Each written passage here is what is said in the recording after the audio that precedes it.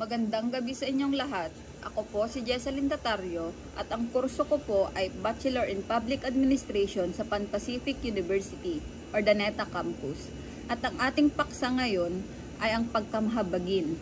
Ang papel nito sa pangangalaga sa ating kapaligiran at sa ating kapwa at ang kahalagahan ng sama-samang pagsusuri o communal discernment sa pagbuo ng isang mas mapagmahal na mundo dito sa Pilipinas at sa buong mundo. Ano nga ba ang pagkamahabagin? Para sa akin, higit pa ito sa simpleng pakikiramay. Ito ang malalim na pag-unawa at pakikibahagi sa paghihirap ng iba at ang pagkilos upang mapagaan ang kanilang pasanin.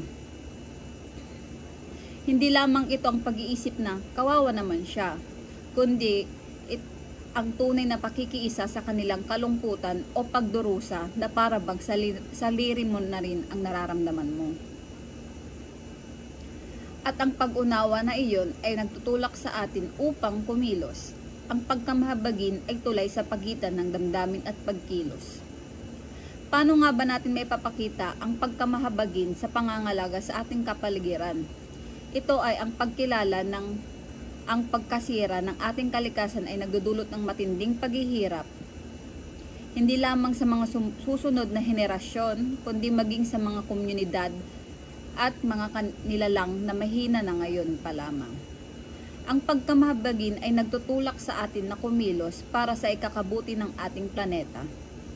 Ito ay maaring sa pamamagitan ng pagsuporta sa mga programa para sa pangangalaga ng kalikasan, pagbawas ng ating carbon footprint, pagtulong sa mga conservation efforts at pagtaguyod ng environmental justice.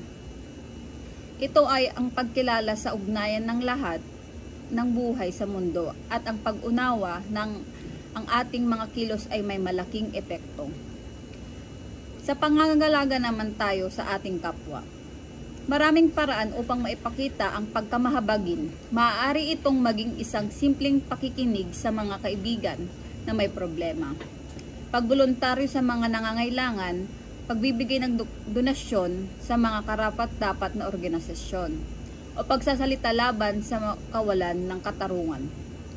Ito ay ang pagpapakita ng kabaitan sa mga taong nakakasalamuha natin, pagtulong sa mga matatanda at pagtaguyod ng karapatan ng mga marginalized groups.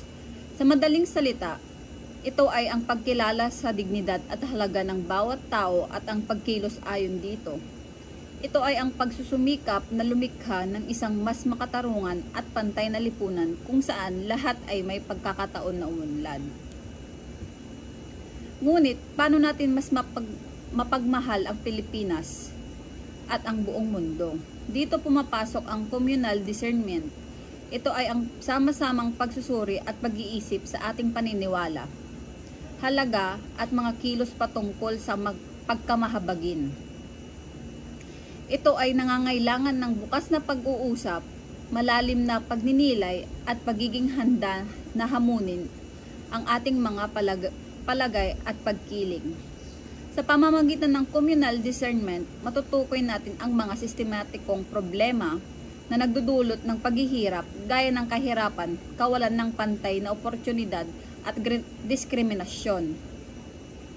At makakagawa tayo ng mga epektibong paraan upang matugunan ang mga ito.